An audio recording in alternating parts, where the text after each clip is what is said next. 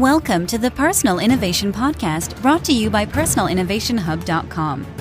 This podcast is all about igniting dreams, passions, careers, and social impact.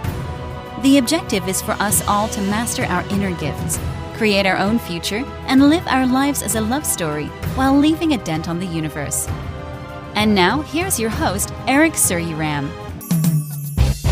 Hello, Innovation family. My name is Eric Suryaram, your personal innovation evangelist. My work is simply to make us all think bigger about who we are, what we do in a unique way, and how we can change the world by doing work we love. Remember to subscribe to the Personal Innovation Podcast on iTunes or Apple Podcasts, and on Android, get the Stitcher or TuneIn app. And visit personalinnovationhub.com. It is where you want to go if you are thinking of building a brand based on your unique persona. If you want to reach me, email me, coaching@personalinnovationhub.com. In this episode of your motivational personal innovation podcast, I bring to you an interesting chat between me and a gentleman by name Gameli Adzaho. And I am sure that he's prepared to give us a lot of value nuggets today.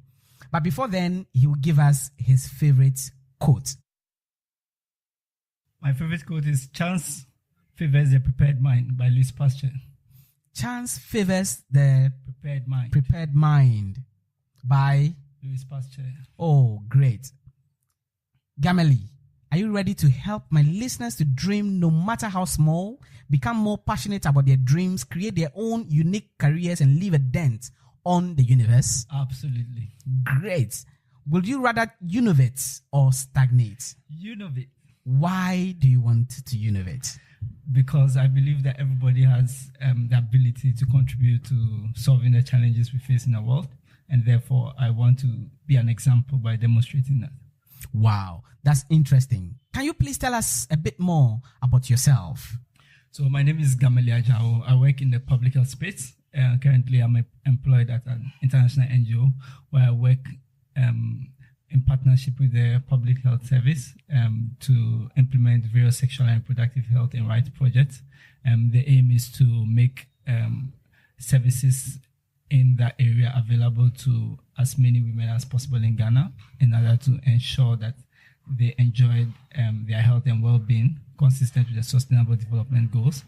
I'm also very active in the area of STEM. So STEM is an acronym for science, technology, engineering, and mathematics, where I run various projects to help young people to appreciate how the world works and how the universe works in a more, practical direction, and also help them to build various skills and competencies that help them to be able to either harness the opportunities around them or to be able to solve problems and challenges in their environment. What do you want to tell my listeners about STEM that you think that they don't know about? STEM is a very important area, and it has a capacity to transform Ghana and to transform Africa and put it on the next stage as far as development is concerned. Because countries that invest heavily in STEM are those countries that are advancing rapidly. So we talk of countries like South Korea and Israel. Their development miracle did not just happen by chance. It happened as a result of deliberate policies that promoted integration and growth of science, technology, and innovation in their societies. Wow. Interesting.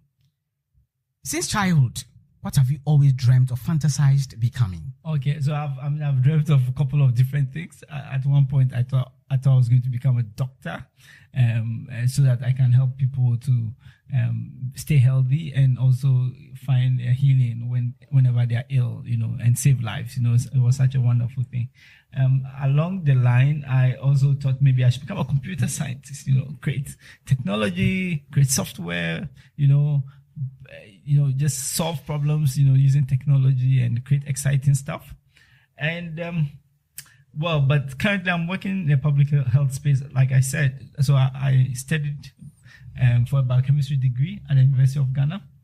And somewhere along the line, I discovered public health because it was one of the courses I took, and I was excited that, we are looking at health from a population point of view. We are looking at how to prevent people from getting ill. We are looking at how to optimize people's living conditions.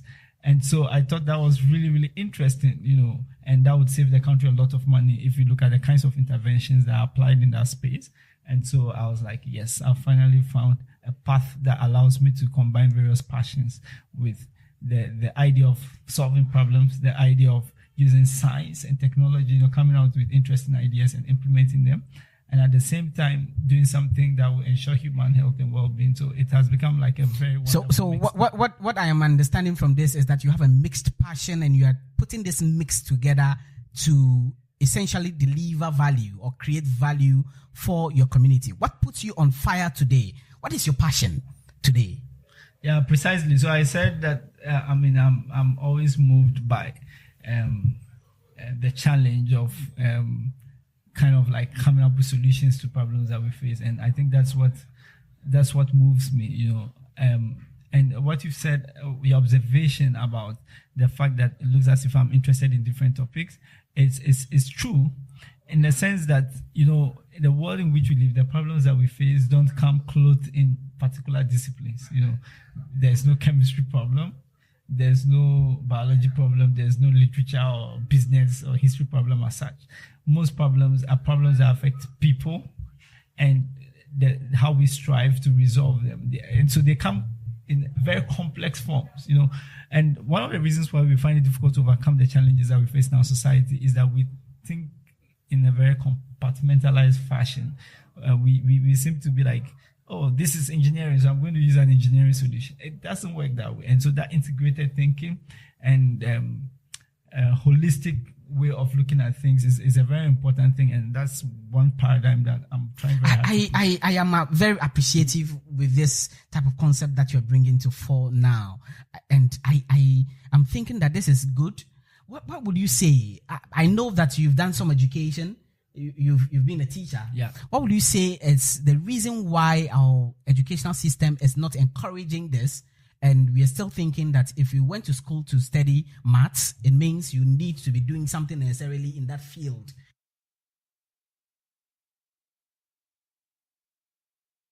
Yes, we do what we call compartmentalization of our problems. Yeah. And problems don't exist within, you can't say this, a mathematical problem or a problem that needs a science solution.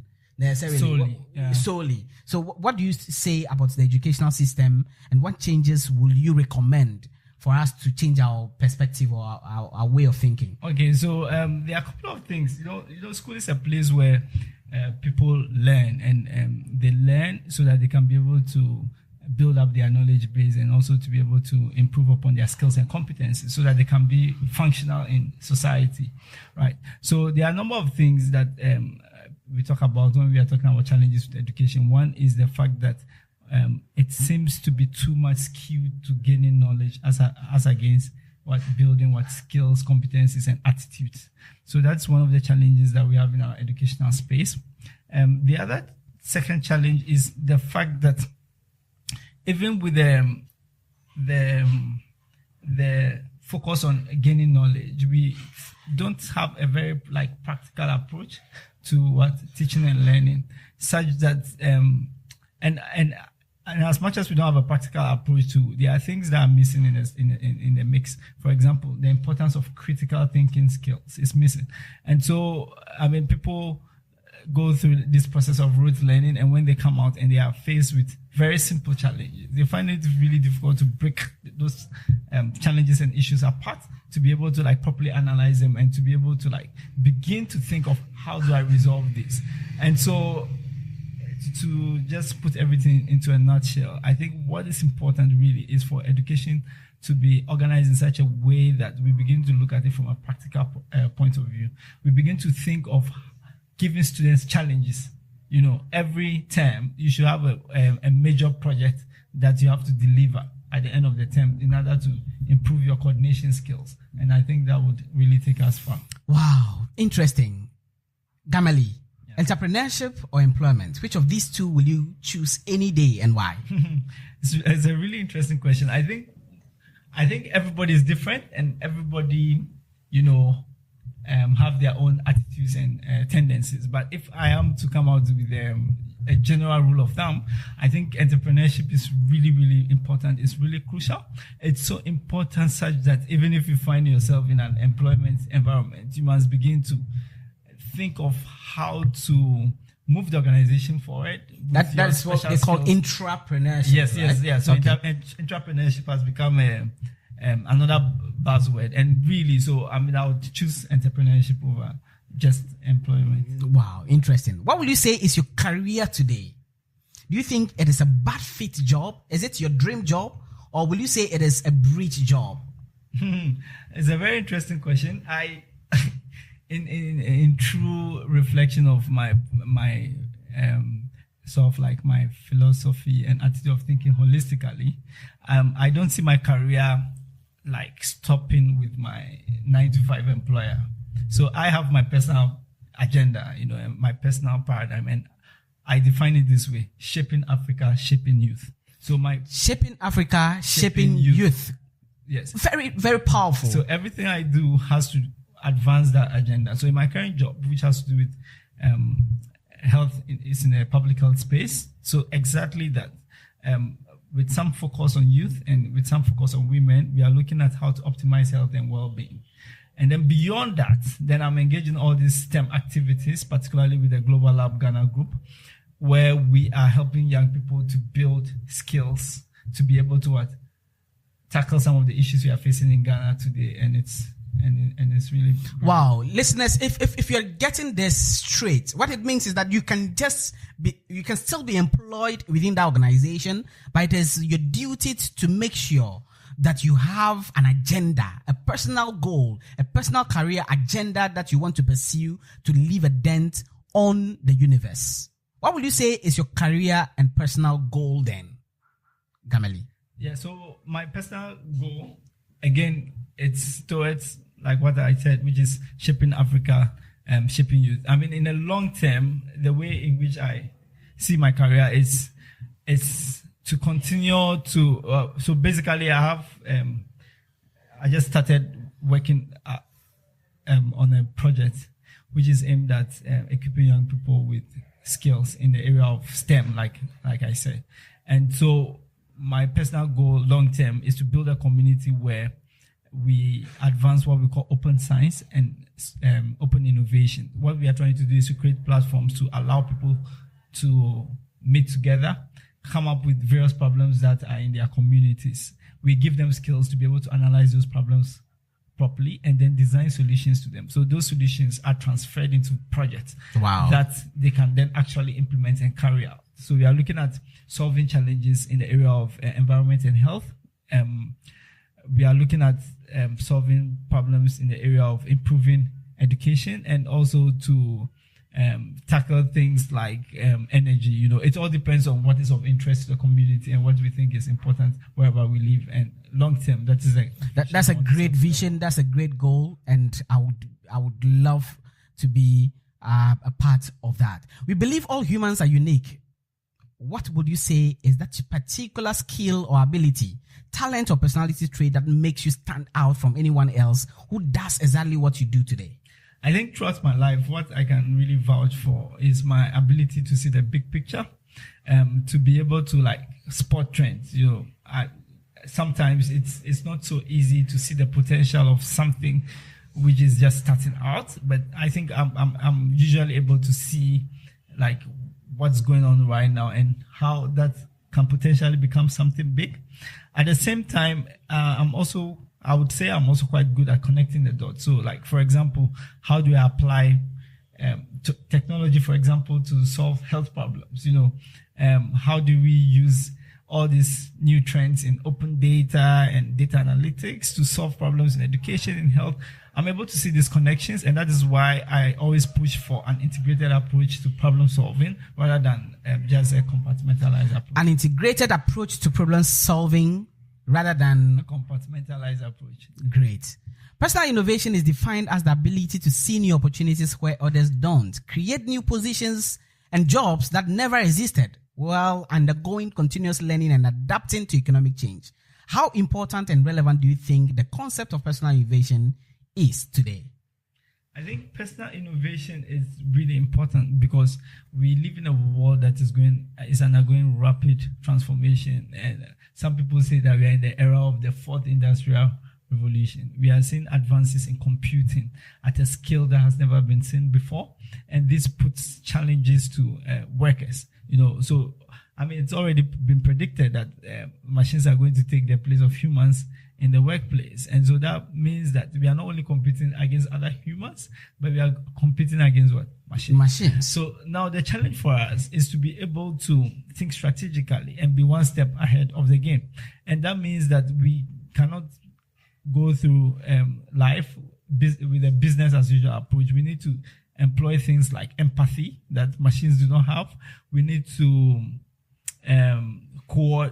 look at things at a coordinated scale.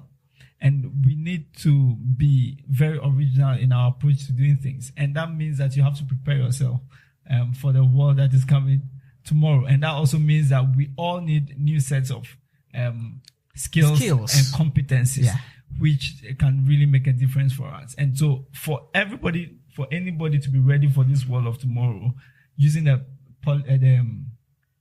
paradigm of personal innovation, it means that you must look out for the set of skills and competencies that will be needed in the workplace of tomorrow, and make sure that you grasp those skills and you have them. Innovation family, do you have the skill set that is needed for tomorrow's workplace, or you are still holding on to that skill set that is needed for yesterday's workplace?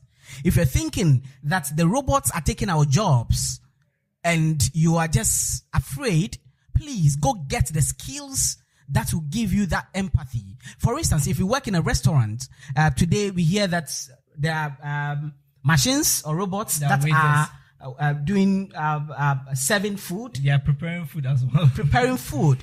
But at the end of the day, what is that emotional connection that you can give that those machines or those robots cannot give? Yeah. What care, what extra care, human touch can you give? That is very important if you would survive in this very volatile job market of tomorrow.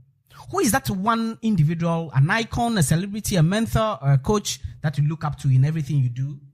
And why that person? Wow, this is really interesting. I look up to several people, and here in Ghana, we have people like the Airtel CEO, Miss Lucy Quist, Lucy Quist, fantastic lady.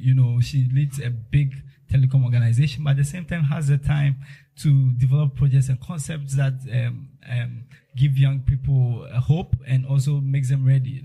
One of her initiatives, the bold new normal. The bold new normal. Fantastic. Is it new bold normal? Bold new normal. One of them. I would love to have her on my podcast. Yeah, really, really fantastic initiative.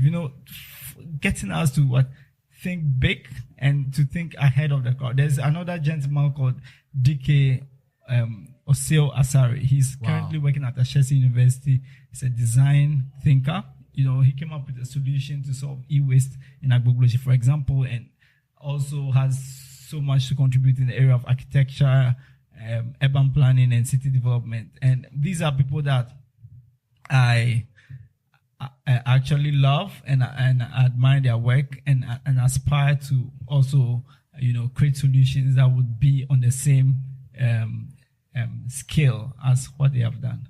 You see, Innovation family, one of the things I love about this guest today is that he is really loving people from his own locality who are doing great stuff. He's looking up to people in his own locality. He's not going outside of his locality to look for people to inspire him, but he's been inspired by people within his locality. And I'm sure there's somebody else somewhere who is looking up to him as well. Do you think you are a brand today, or do you believe you can become a brand that will drive emotions, loyalty, credibility, return on investment, and be remembered even if you are no more? Well, just a quick comment to your previous statement before I continue. I'm talking about these people, and they are here in Ghana with us, but it doesn't mean that they are just like local. These are world-class people who have done excellent jobs across the world, and they are on the same stage with all the big people out there. So the point I want to make really is that we have champions that are in Ghana around who us, can inspire us, Yeah. and they are the same level with all the people we look up to on the global stage. Now, do I believe that I am a brand today? I think I'm on the path to do something interesting and meaningful. I'm not there yet, but what's important really is to continue. So tell us. So tell us, what steps have you taken in the past, and what plans do you have to make you become a brand, an icon, a personality that people can look up to?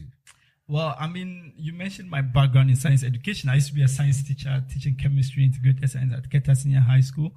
That was actually where I had the idea for Global Lab. So the Global Lab community started with a bunch of my students, like about 100 of them or so.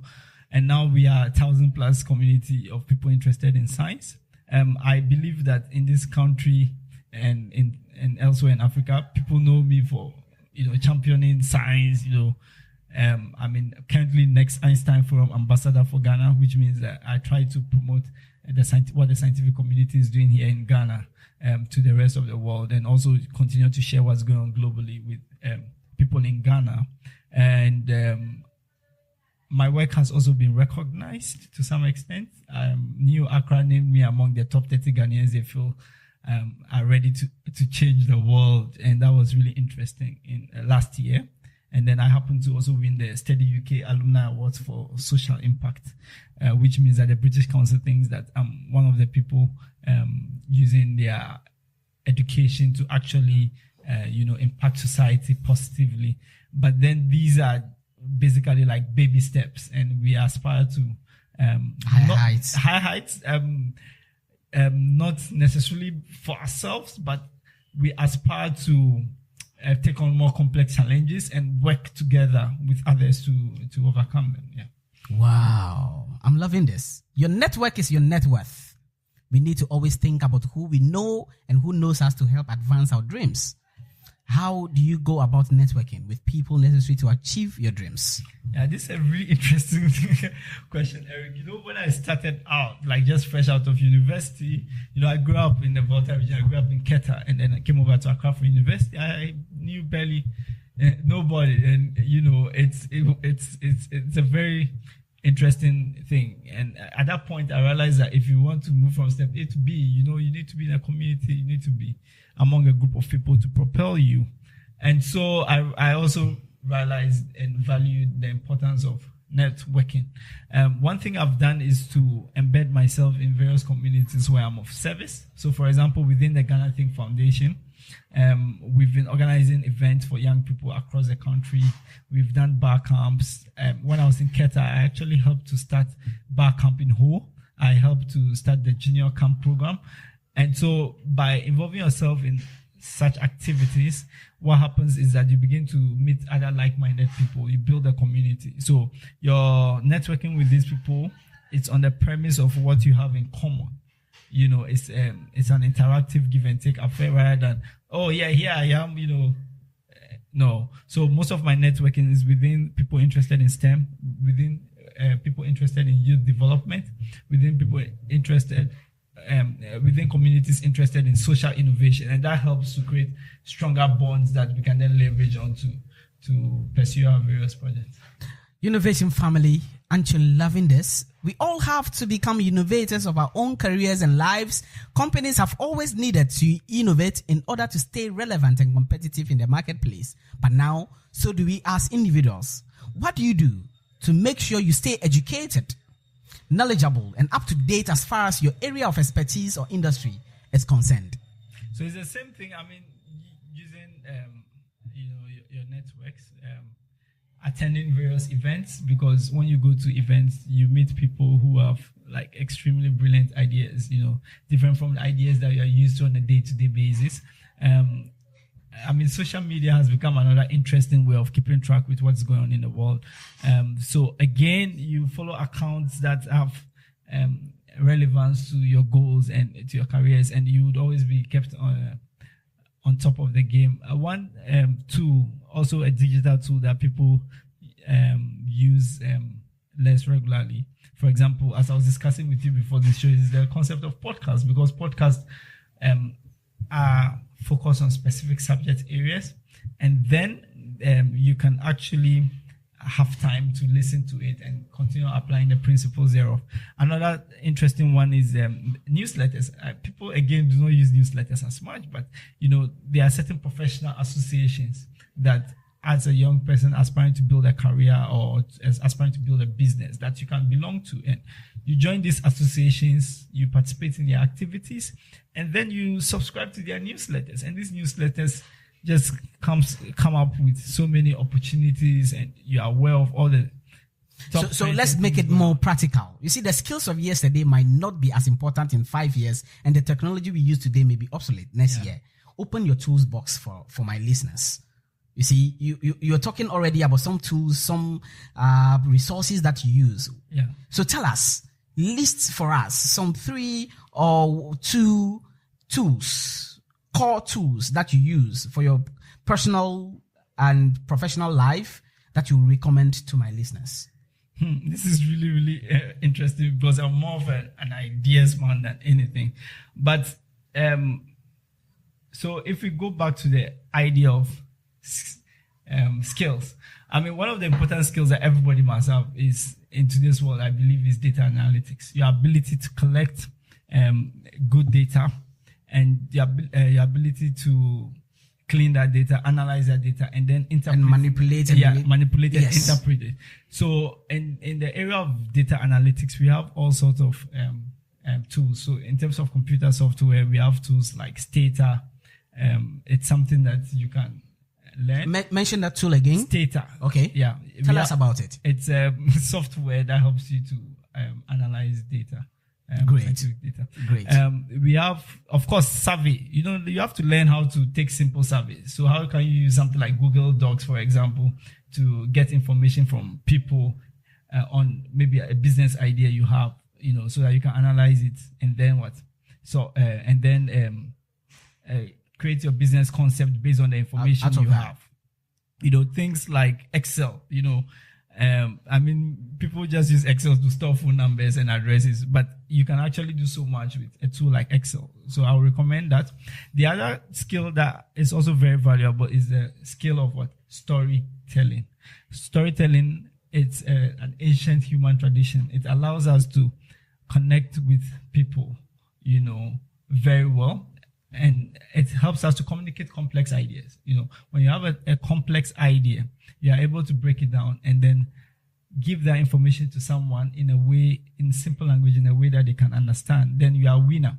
And so when we say storytelling, we are looking at things like being able to stand out in front of a crowd and give a compelling presentation, not necessarily with PowerPoint or anything, but to be able to capture their imagination. We are talking of the ability to write, crisply and clearly, succinctly, for people to understand.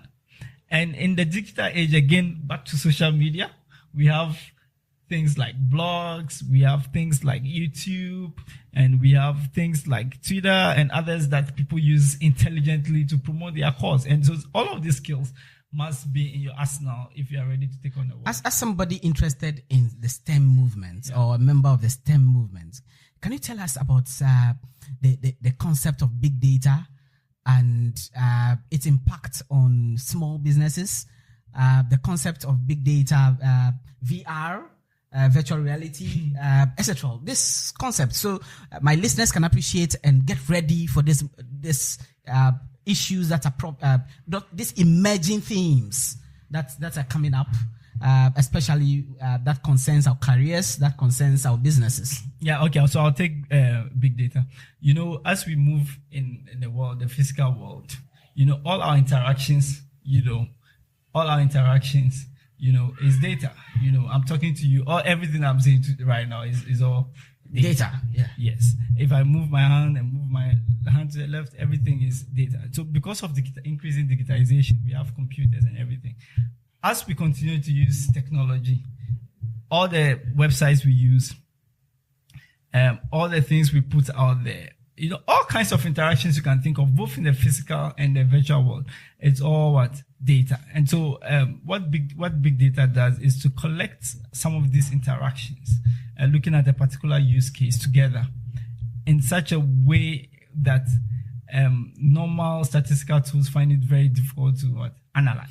So in order to do that, we move into another field, which some people choose to call data analytics, where we use software, specially created software to analyze this data, to be able to get meaning out of it. And the reason why we use this is that the data is rich, is complete. So unlike standard statistics where we sample the population, collect data, analyze it, and then use the result of our analysis to draw conclusions about the general population, what big data does is to take all the data and actually use it in its analysis. So it becomes really, really powerful. Now, in the area of business, for example, in foreign countries, where people go, and even in Ghana, where they have loyalty cards in certain shops, for example, when you go to the shop, they can, for example, track that everybody who buys oranges actually loves to buy some other thing. Mangoes. Let's say mangoes. Yes. And so what happens is that when they are arranging items in the shop, they followed all this trend, and then they will put oranges and mangoes side together by side. And so that increases the sale of that particular commodity. Great. You see. Another application is for example, you as a buyer, because you use a loyalty card, what they are doing is that they know what you buy, what you like to buy every week, every month. So they know what to advertise to you. So when you're on the internet or you're in your email or you're somewhere, you see all kinds of adverts, just because you've gone to a shop. And just because you visited that website, just because you watched that video on Facebook, you begin to see, and the video is related to camera gear or video production gear. Yeah. You begin to see adverts from Canon or adverts from some camera production companies. That's it. Yeah.